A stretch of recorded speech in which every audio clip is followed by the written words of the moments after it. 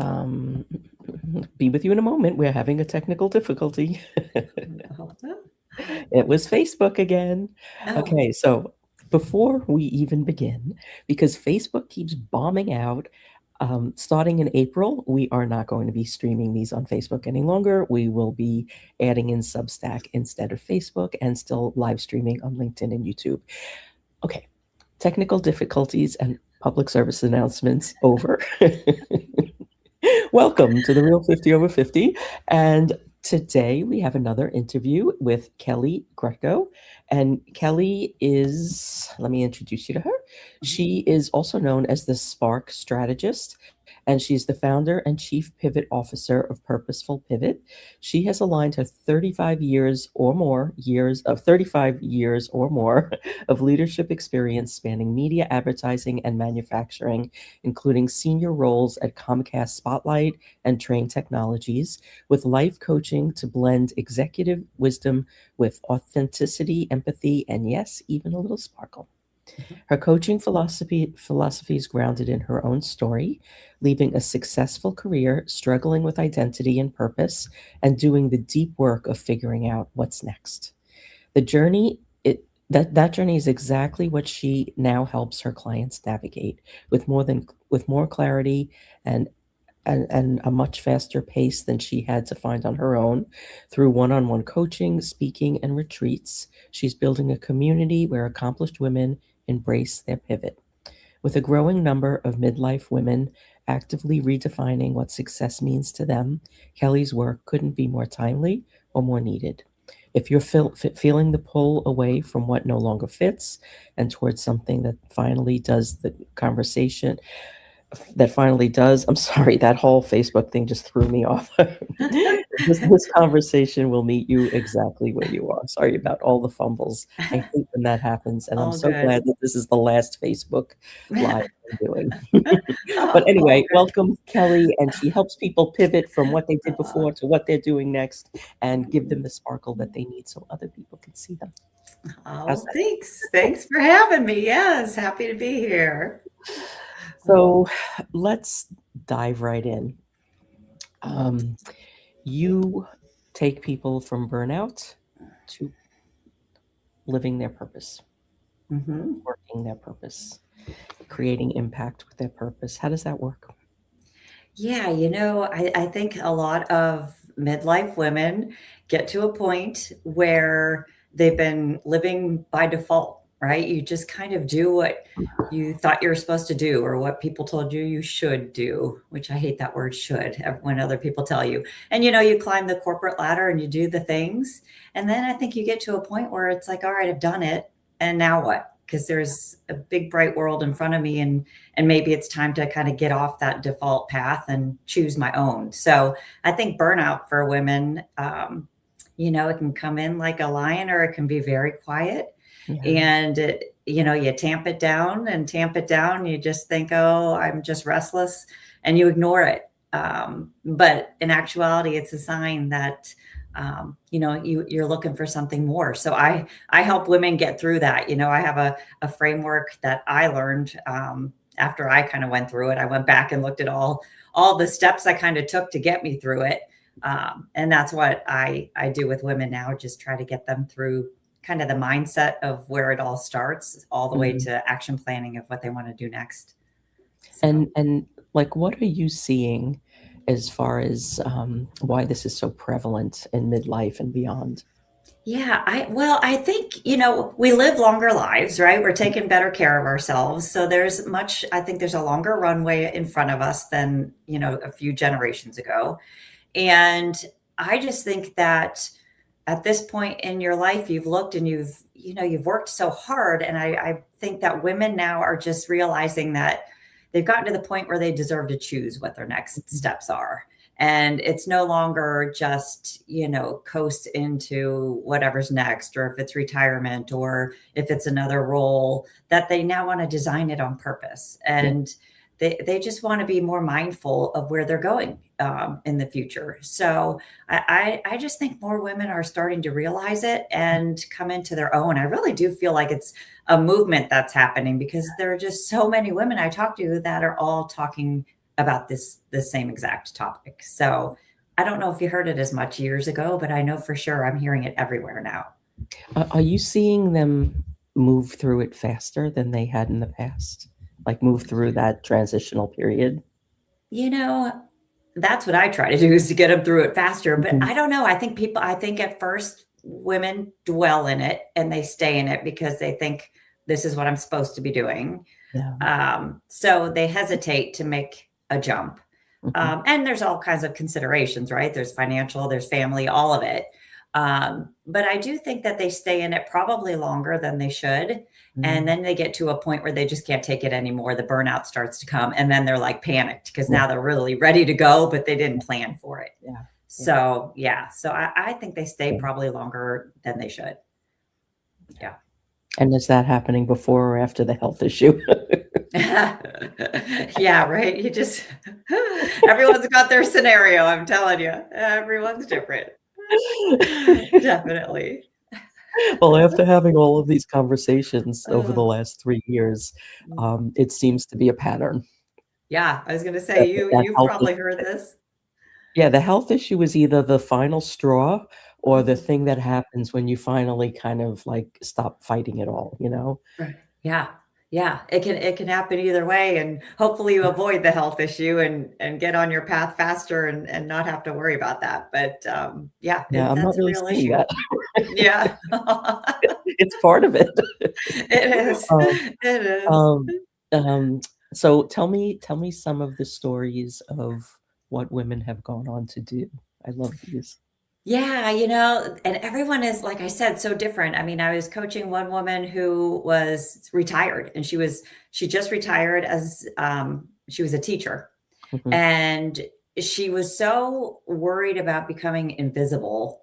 Mm, And, she didn't have a school to go to anymore, or yeah, students. And so she yeah, was just worried she was going to lose her impact and her visibility. And so she started doing everything because she just got worried. So she was taking cooking classes and art classes, and she was taking language courses and getting certifications. And then it became overwhelming.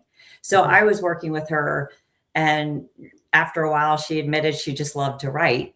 And so I had her just write, every night, write something small, it could be in your journal, it could be a blog, whatever. mm, And she started writing on Substack and putting all her content there. And after a while, she had a ton of stuff on there. A lot of people, subscribing and looking at her work. And I said, look, you've just become a writer. Like, you reinvented yourself, but you mhm, didn't know you did when you were going through it. yeah, But when she looked back at all of her work, she realized, yeah, I did. And then she wrote a book. I recently saw she wrote a book and published a book. So, sometimes it's those small, steps that you don't even realize you're taking. And then you kind of look back and you made your reinvention happen. yeah, So it can be different. Or I was just working with a woman recently, and she had another year on her contract where she was working. So she had some leeway and she had some time. But if she could leave, before that year, that even better. But she mhm, didn't know what she wanted to do next. And she was struggling with it. She just didn't even know where to start or what to do. And so, through working with her for a few months, we started to really get her focused and find the things that she liked to do. And we were doing research, and we were finding, you know, jobs that she didn't know existed, and it just opened her mind. And so now, like, she's on a path, and she has a direction now, and now she's all energized because she's not wandering anymore. And I yeah, think that's half the battle. Once you have the plan, mhm. then it becomes fun. Or even So an idea, you know? yeah. I mean, isn't it amazing? I always find this just fascinating, and I've done it too, is that we discount everything Mm, that we did in the past because it wasn't ours, you know? It yeah, was part of something that we were just part of, yeah. and when we pull ourselves out of that thing that we were part of, it's like we lose our identity.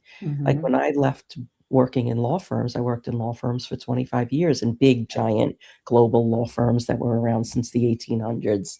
So I felt Yeah. like I was part of this institution that was bigger than me, and when I Mhm. took myself out of that, who am I, you know? Right. And Right. it took me years to, like, really form my own identity Mm. outside of that shadow, and Yeah. it's, like, Why That's would I we think do that? I mean, that's like the biggest struggle. I know, but just personally for me, that was the biggest thing. I left and I'd been in marketing my whole career. And before I had big brands behind me. I marketed the brands. Mm, And I'm like, well, now I'm trying to market me. I'm like, that's a whole different thing. It's like, yeah, well, then who am I? Like definitely when you leave, I think the hardest thing, at least personally, was the identity part. Like so many of us attach ourselves and our identity yeah, to what we do or what our yeah. title is. And when you walk away from that, it can be jolting for sure. It was. I mean, when Yeah. I quit 3 times and went back because I was like, "Well, what do I do out in this big cold world without the mothership?" Right? And I felt like, I bought my own home and I was like, "Oh, it wasn't me that bought it was the firm that bought it." And I felt like that, like everything that I had that was good in my life was attributed by this firm, and when that was totally not true, and they didn't care. They Right. they just didn't care.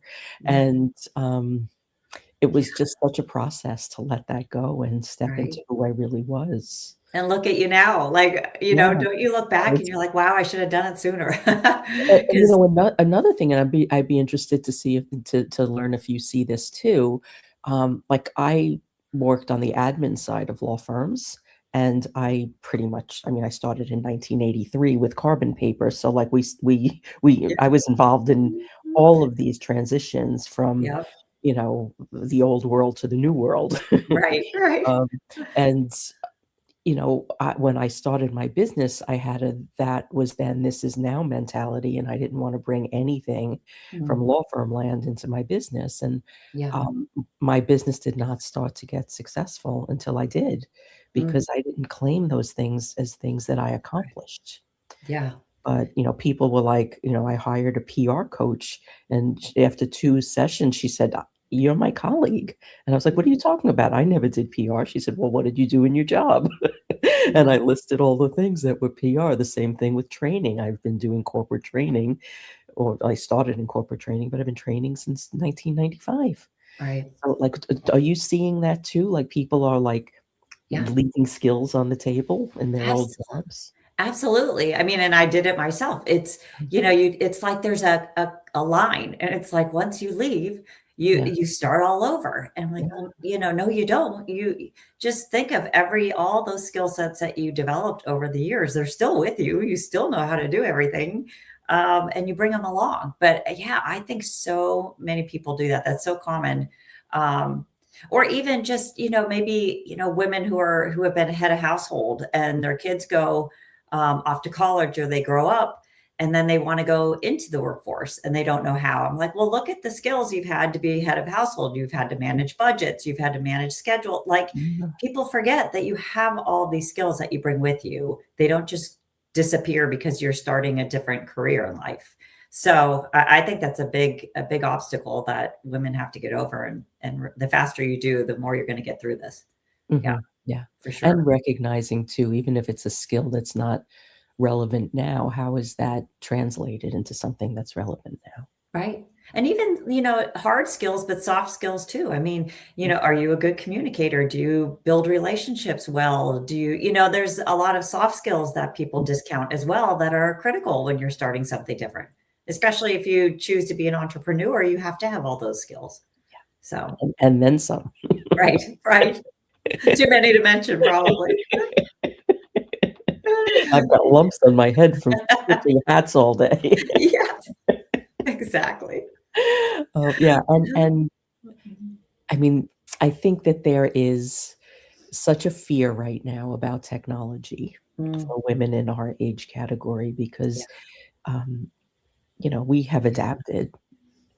Obviously, we're here, we're still doing yeah, the yeah, things that didn't exist when we came up in the world, yeah. but, it's moving so fast.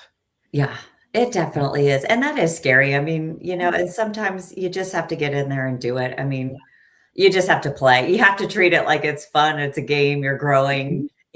I think too, a lot of accomplished women are just very afraid of failure because maybe you've been really good in your career and successful, and to do something that you don't know if you're gonna be successful or not is scary. And so, if you don't know how to use technology, it becomes scary and you're afraid you're going to fail at it when, I think you just need to play and make it fun and you'll learn as you go. I So, agree. The things that I keep saying, I just put your hands on the keyboard. yeah, that's Be right. curious, Right. ask better questions. Yes. And I actually think that when we bring I don't even think I know this as a fact.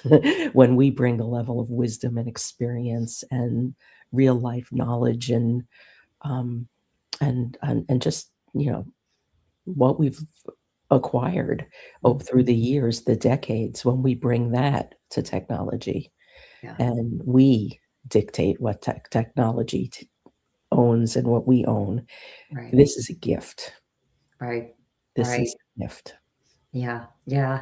I can't tell you the number of things I've screwed up with technology, that's for sure.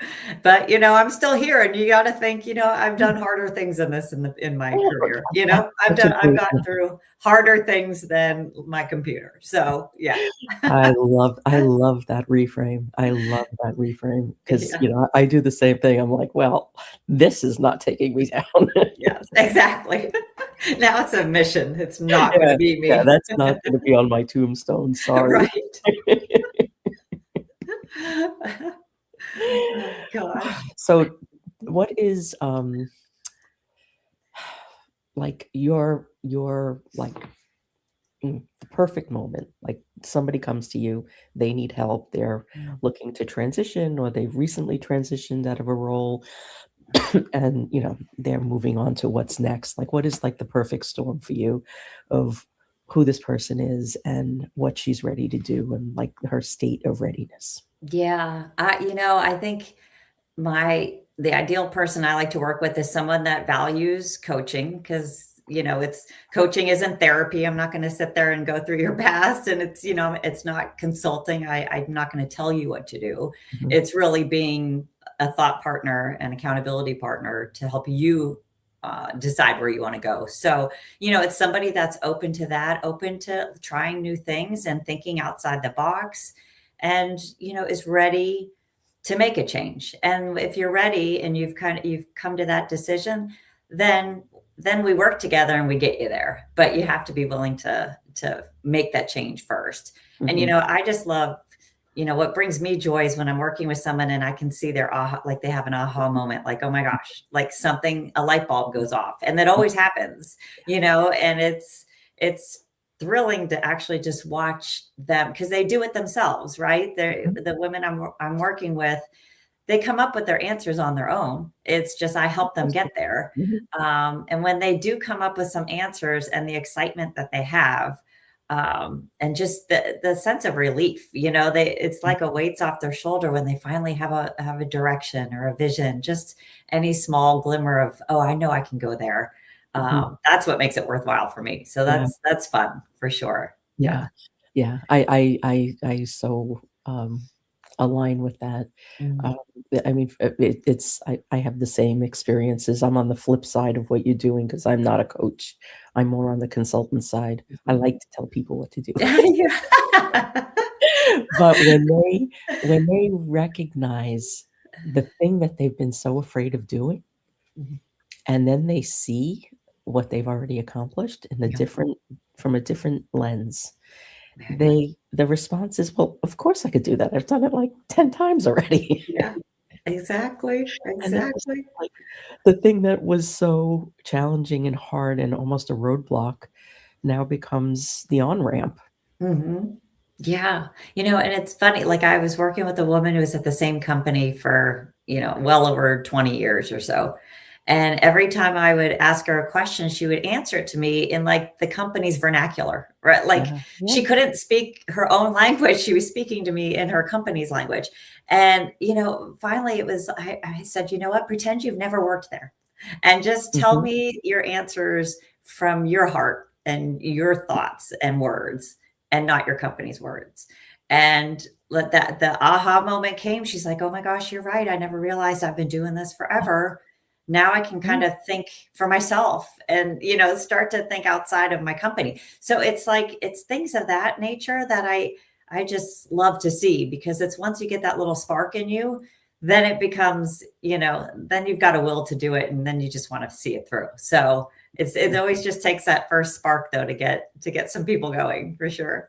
I was afflicted by that because I learned how to write in law firms. So everything was 4 paragraphs longer than it needed to be, Right. and I learned how to write differently through Twitter when Twitter was 140 characters or less. So Interesting. everything you had to say, you had 140 characters, and it Interesting. Wow. forced me to just kind of extract Yeah. all of that extra language that nobody was gonna ever listen to. Right. And, Right. I mean, that changed my business. Oh, absolutely. Yeah, nobody's gonna read, 10 paragraphs when you could say it in one. And so, yeah, you had to adjust to that. That's fascinating, actually. Yeah. Wow. Yeah, Unbelievable. I still sometimes fall back into it. Yeah. Like, if I'm writing something that I'm not really connected to, Yeah. I'll fall back into it, and AI has been such a big help with that because I write in my custom Mhm. instructions, Yeah. make sure it never sounds like law firm language. Yeah, yeah.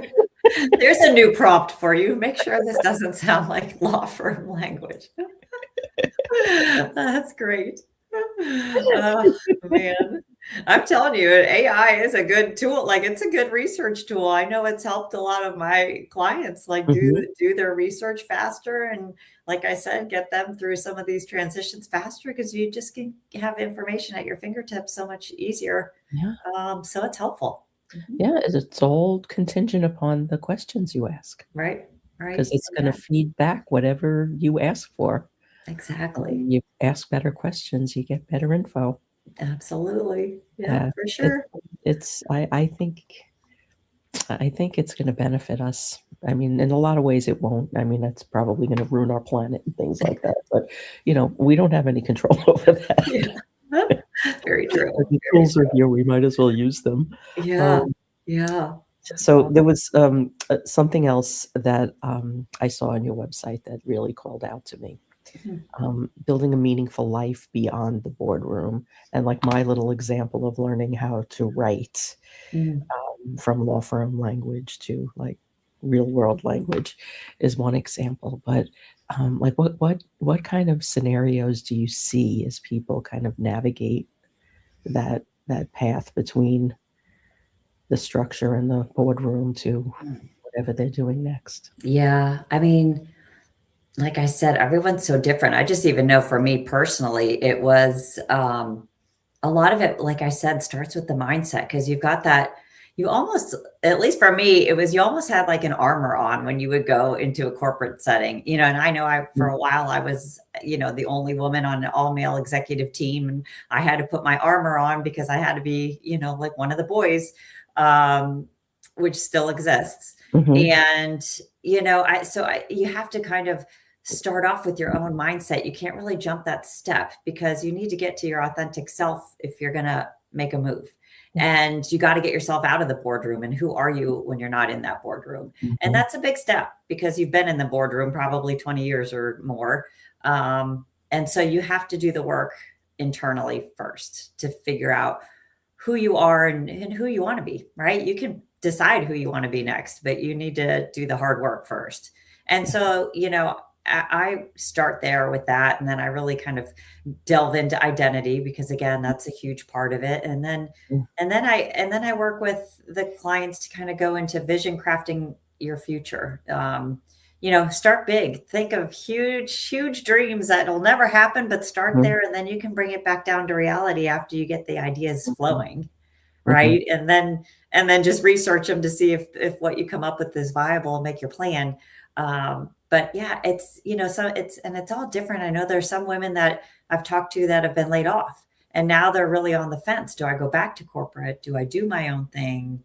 Do I have the ability to be an entrepreneur because I've never worked for mhm, myself? So all the questions come into play. yeah, So that then it's just, talking them through and figuring out what you like and what you don't like, right? mhm, I mean, sometimes it comes down to pros and cons lists because mhm, you never took the time to do it before. So, yeah. yeah, I mean, that is another big piece too. yeah, Um, yeah, when we were making decisions about work and school and things like that, um, there weren't the question of what you like Yeah, really come into play. I know. I know, right? It's like, oh my gosh forbid I actually think for myself and decide what I enjoy and what I don't enjoy. Yes, Yeah, exactly. I mean, I don't think I mean, really, I've only been considering that for the last 3 or 4 years. Yeah, likewise, likewise. I mean, yeah, it's just it's amazing. I have a number of, like, different exercises I have women go through, and it forces them to put down on paper things like Mhm. of this nature that they never thought about before. I mean, Yeah. I kinda call it like the default destination trap. You're trapped Mhm. in that once you start on this path, you just think you have to keep going and Mhm. move up and move up, move to the next thing, move to the next, but you can Mhm. take, you can jump off the path anytime you want. Yeah, And and I you think could also people break forget your that. neck. You could also break your neck trying to break the glass ceiling, right? Right, right. Um, Exactly. but when like, I know when I worked in law firms, we worked so many hours. I mean, Mm, it was a cult, and yes. because you really I mean, well, my friends were there, my social life was I mean, everything Yeah. was the law firm, Mhm. and, you lose connection to outside world. Totally. I mean, just to as an example, so I used to, live in Philadelphia and I worked up in Manhattan. So my commute was just 9 under 2 hours. hours each way, 2 hours up, 2 hours back. And so, I'm leaving in the dark, I'm getting home in the dark, Mhm. right? That's what you did. Yeah, yeah. I don't know, like, young people I talk to now are like, "I'm not going more than 15 minutes, and you went Yeah. 2 hours." I'm like, "Well, yeah." Yeah. And, I mean, I didn't even know at one point, I was in the grocery store, I remember, and someone came up to me and said, "I think you're my neighbor, but I never see you." And I thought, "Oh my gosh, I am your neighbor, and I've lived next to you for 10 years, but you don't know me because I was my job, and that's all I was." Like, that was just, Yeah, like, eye-opening. I'm like, "Wow, something's gotta change here." yeah.